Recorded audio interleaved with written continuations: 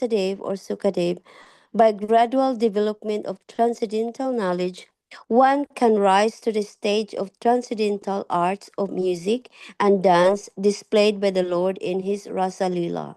But without having the Vedic knowledge, one can hardly understand the transcendental nature of the Lord's rasa dance and music.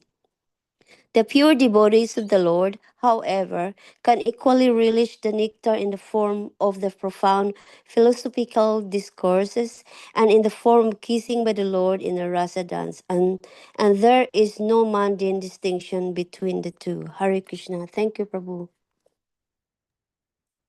Thank you, Mataji. Narayanam namaskritya naram chaiva narottamam devim saraswatim vyasam tato jayam udiraye nashcha prayeshu abhadreshu nityam bhagavata sevaya bhagavati uttama shloke bhaktir bhavati nashtaki. So the topics discussed in today's purport are very, very elevated subject matter. And in our parampara, there is usually a bit of reluctance to cover such elevated topics. And I totally feel unqualified to even speak about them. But because Srila Prabhupada, particularly following our acharyas, have covered this topic, we will discuss a bit about them. So the question is why these subject matters around rasa-lila, why they are very, very delicate topics. It is because when we read such topics, there is a chance that we can misunderstand and assume Krishna and his devotees to be like us, assume their activities to be similar to the mundane activities that we do in this material nature. And it is very popular in India for people to misunderstand such delicate topics, such delicate subject matters, which results in imitation of such subject matters as well. Prabhupada used to regularly describe a term for such misunderstood imitation, which is called Sahajiya. So those people are called Sahajiya. So Prabhupada used to describe one who takes things cheaply. And the symptom of one who takes things cheaply is that one imitates the confidential devotees of the Lord instead of serving them. But on the other hand, what can happen if one actually follows the process correctly and serves Krishna's devotees instead of imitating them? By serving and adopting the mood of these confidential devotees, like the Gopis, like the Brajvasis, one can actually become eligible to enter the transcendental dealings with Krishna. And that's very elevated if one can achieve that. But that requires one following the mood of service to those devotees, not just imitating them. So let's go to today's verse and what we see something very, very interesting. So Srila Sridhar Swami mentioned something. He says that he has commented that the respectful obeisances offered by Śukadeva Goswami are offered to Srila Vyasadeva, who's incarnation of Vasudeva. A very simple statement. Jiva Goswami agrees to this, but Vishwanatha Chakravarti Thakur, he says something different. Now, is that correct? It's absolutely correct. So just like if one sees a moon planet from different locations of the earth, or even different locations within the universe, they will see a different side of moon. Someone will see the white side, someone will see the dark side, someone will see the pole, someone will see the center of moon, because moon is a 3D sphere. And it is not possible to look at the complete moon when one is just standing from one location and looking in 2D. So similarly, different devotees have a different angle of vision of Krishna, of Krishna's beautiful pastimes, due to different revelations by Krishna in their heart. Different devotees, different confidential devotees have discovered different things about Krishna, his different qualities, his different sweet nature.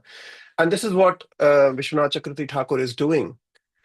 I was hearing a class by His Holiness Rompal Maharaj on this lecture, and he mentioned that in his experience, Vishwanath Chakravarti Thakur's explanations are usually very, very esoteric, and his experience have a unique flavor of Rasika Bhakti.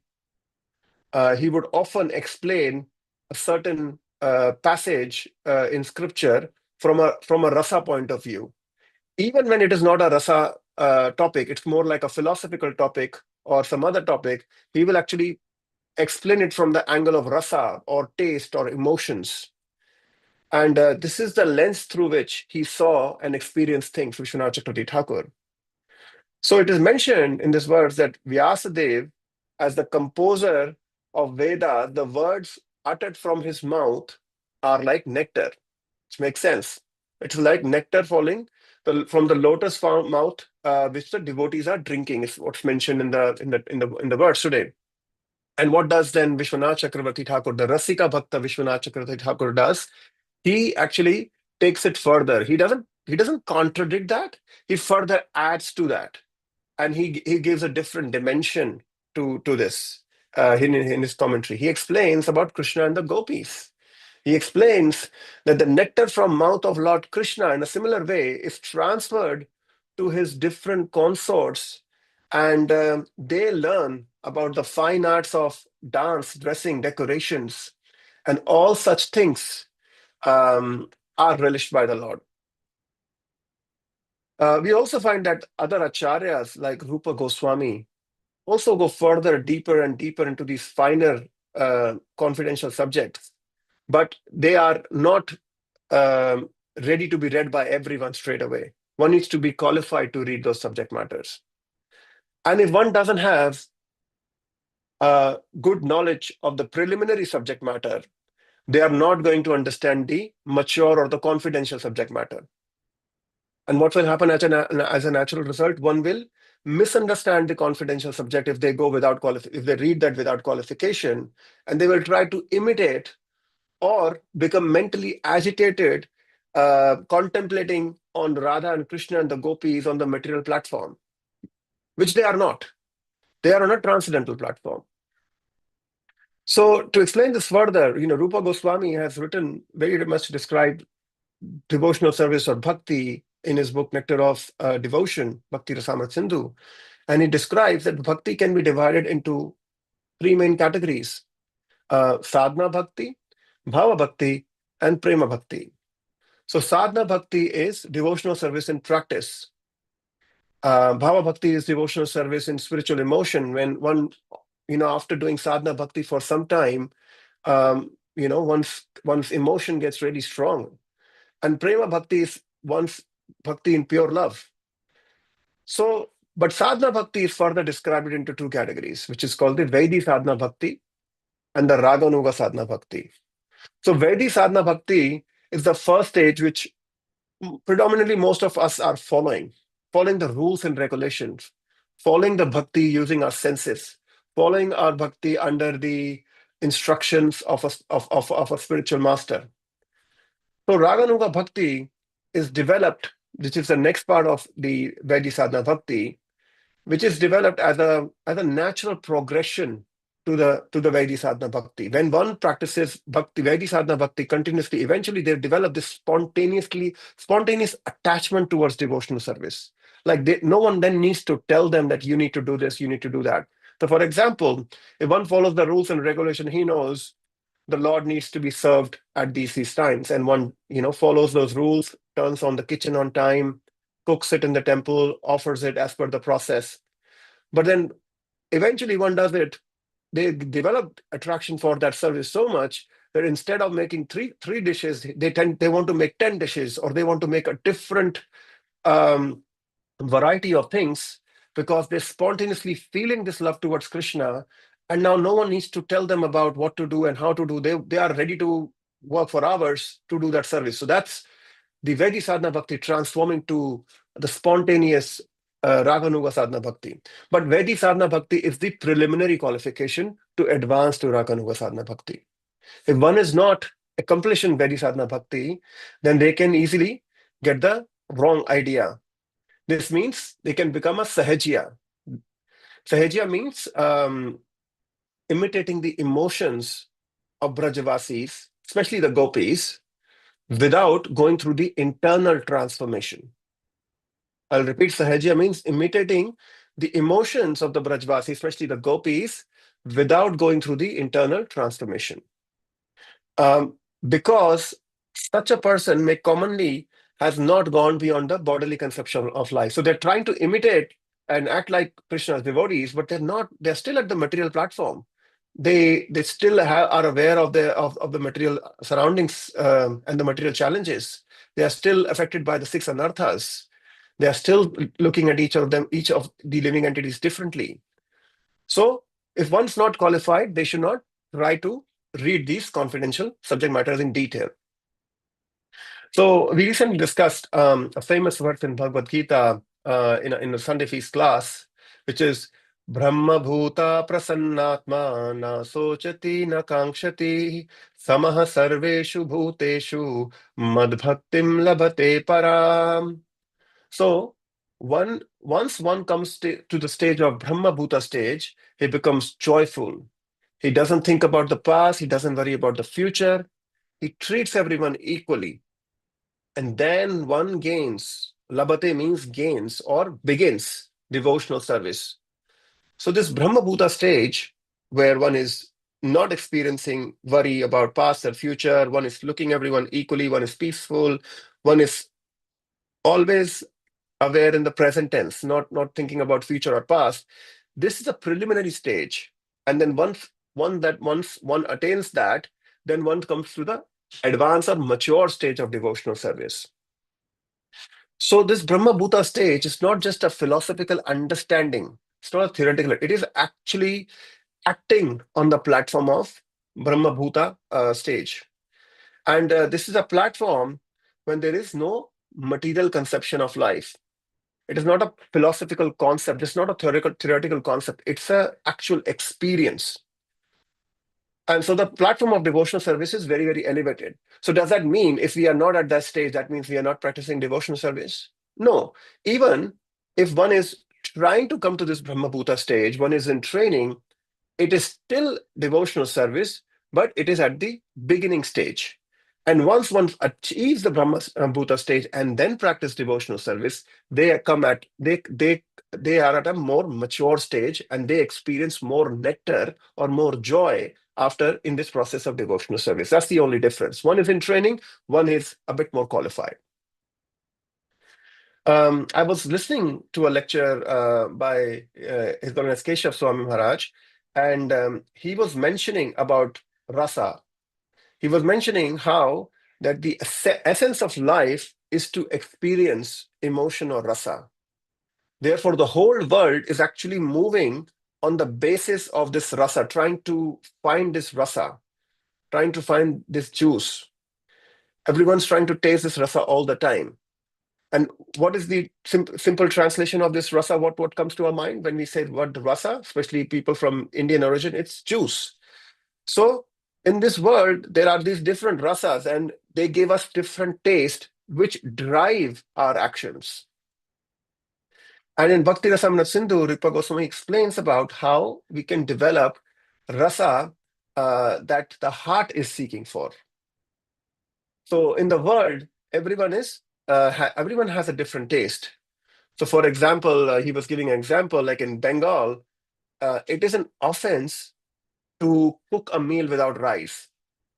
So he was sharing that once he went to a Bengali house and the Bengalis were serving him prasadam, and everyone was taking like these large amount of rice, and then once his turn comes, he says, no, I'll just take a very small amount of rice. And everyone like looked at him all around him in shock, like, how could you not eat rice? How could you eat such a little rice? So that's the taste of the Bengalis. They love rice. Similarly, in Gujarat, we know a lot of Gujarati devotees in our temple. They need to have sugar in a lot of cuisines. They cannot do without sugar in a lot of cuisines as well. Similarly, if we go to south of India, they tend to have a lot of coconut or things made of coconut, either in the curry or on the side or other things. They have a lot of coconut in their preparations. So what we can understand is different people have different taste. Similarly, everyone has a different different dressing style. You go to different parts of the world, people dress differently. So Maharaj mentioned that this rasa can be of three types. Rasa or taste can be of three types. So the first taste is what we were discussing about, is the acquired taste. So this acquired taste happens, casually, or it kind of moves with culture.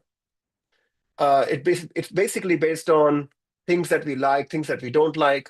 For example, some person might say, I like to watch a movie on Friday. I like to do sports on Saturday morning. I like to relax on Sunday. I like to eat a certain dish or cuisine. I like to wear a certain kind of clothes. So this is based on one's own experience, which has made him aware about his liking and disliking, or following a certain culture or tradition.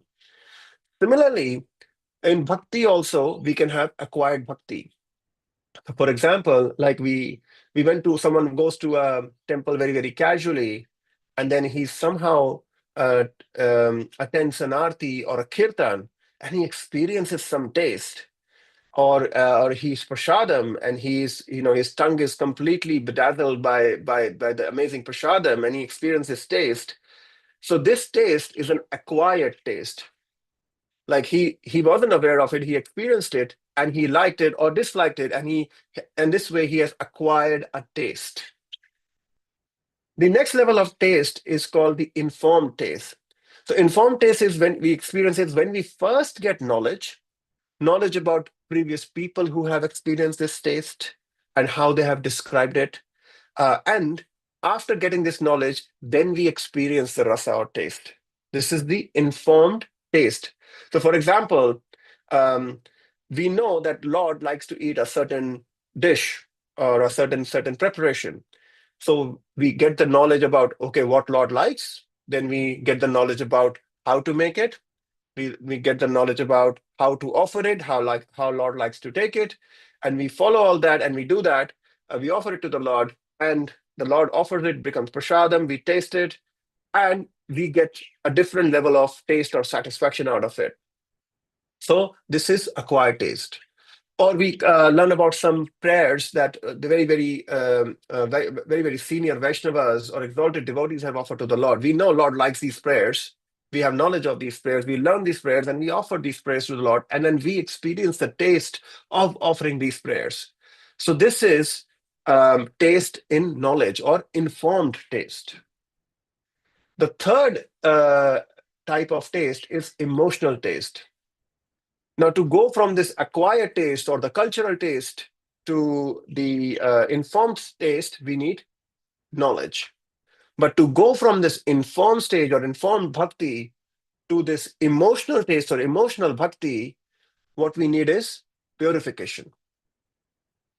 So we just read this very famous verse, Nashta prayashu bhadreshu nityam bhagavata sevaya. So we have to serve nityam, eternally, every day. We need to show up every day. Krishna consciousness is not about being a superhero for one day. It's about doing things, little things every day. It's about showing up. And if we show up every day for Krishna, what will happen? Krishna will think this devotee is really serious about reviving his love for me, and I should help him. And what will happen? Krishna is in the heart in the form of Paramatma. Krishna is present in the form of holy names, and both of them will start cleaning our heart internally. And then what will happen? Abhadrani, the mess, the dirt, the blockage in the heart is completely destroyed.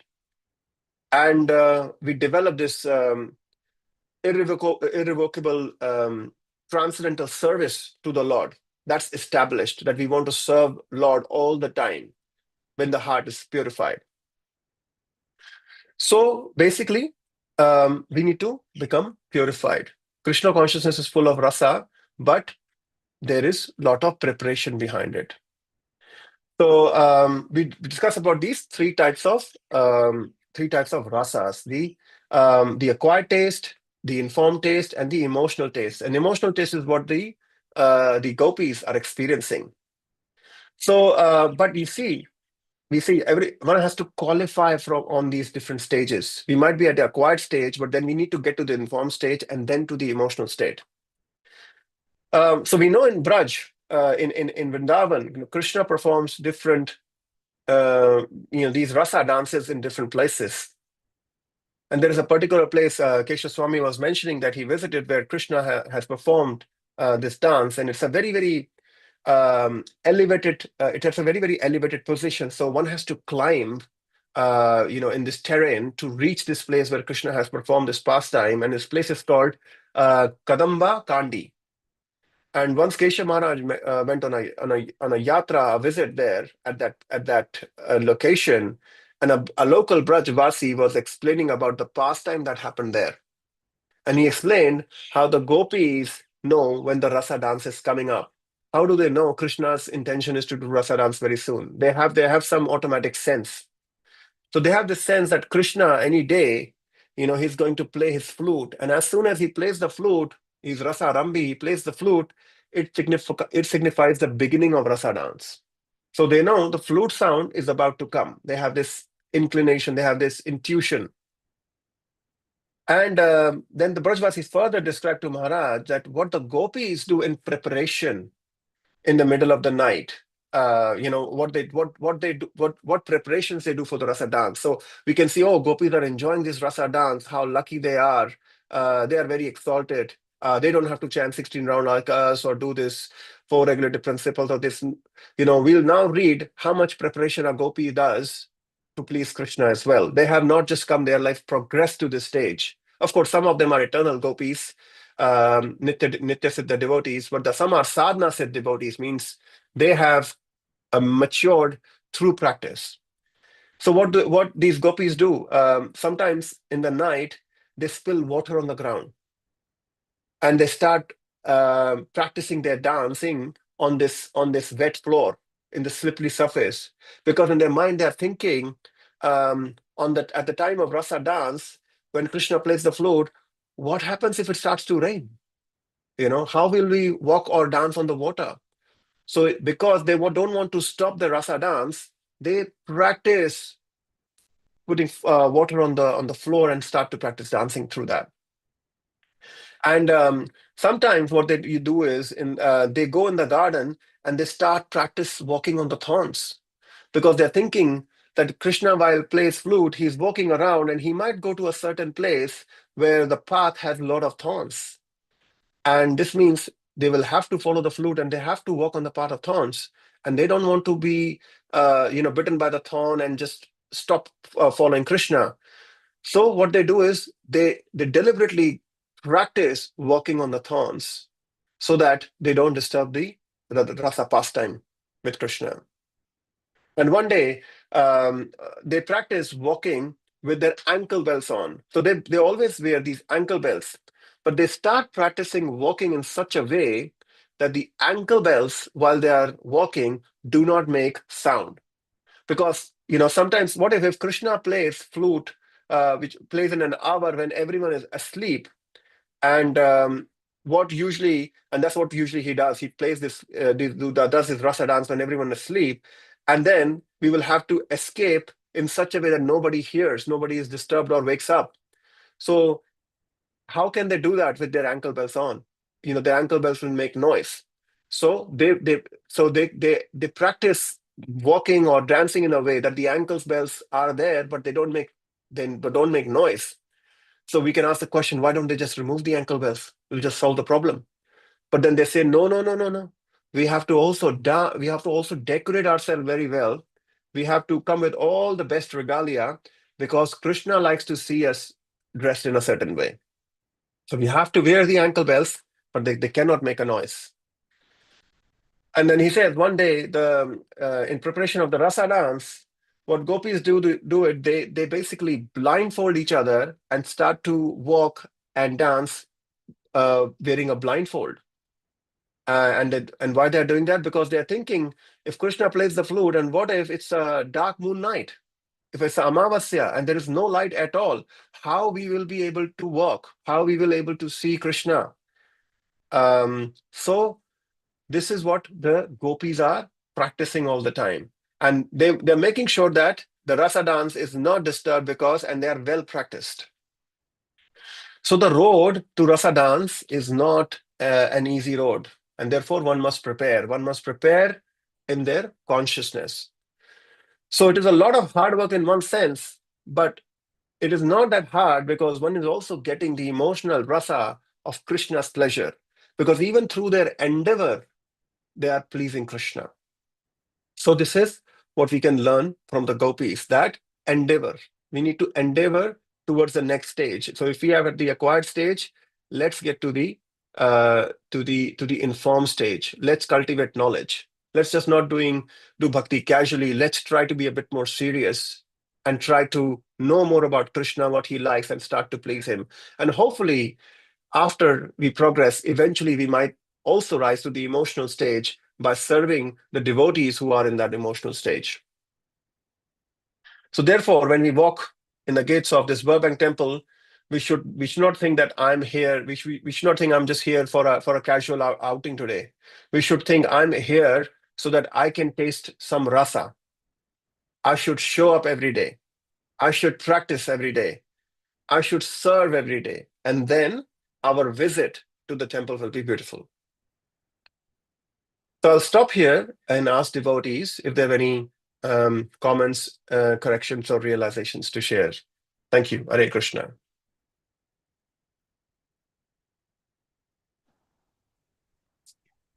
Hare Krishna, Prabhu.